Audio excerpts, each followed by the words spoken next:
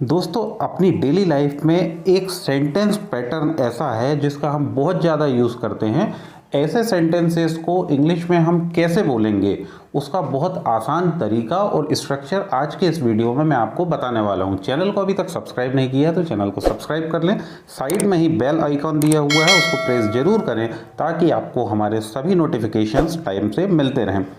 तो जिस स्ट्रक्चर की मैं बात कर रहा हूँ, यदि हमें इस तरह के सेंटेंसेस बोलना है जैसे कहने के लिए अब बचा ही क्या है, खाने के लिए अब बचा ही क्या है, पढ़ने के लिए अब बचा ही क्या है, वहाँ जाने के लिए अब बचा ही क्या है, या जीने के लिए अब बचा ही क्या है, या तुम्हें बताने के लिए अब बचा ही क्या है। तो जब भी हमें किसी से बोलना है कि कोई काम करने के लिए अब बचा ही क्या है या बाकी ही क्या रह गया है, उसके लिए जो स्ट्रक्चर हम यूज़ करते हैं बहुत आसान स्ट्रक्चर। तो जब भी हमें ऐसा बोलना है उसके लिए जो हम स्ट्रक्चर यूज़ करेंगे वो है व्हाट इज़ लेफ्ट।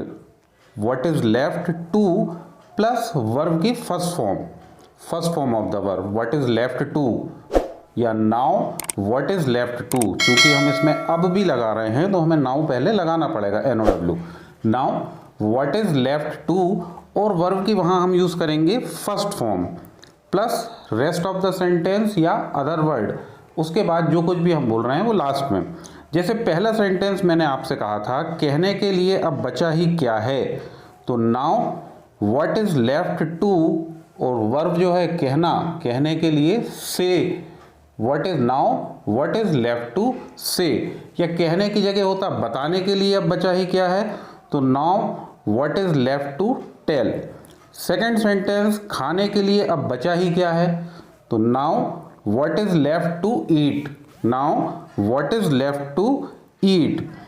पढ़ने के लिए अब बचा ही क्या है, now what is left to study. Now what is left to, what is left to ये तो हम यूज़ करेंगे ही कि के लिए अब बचा ही क्या है।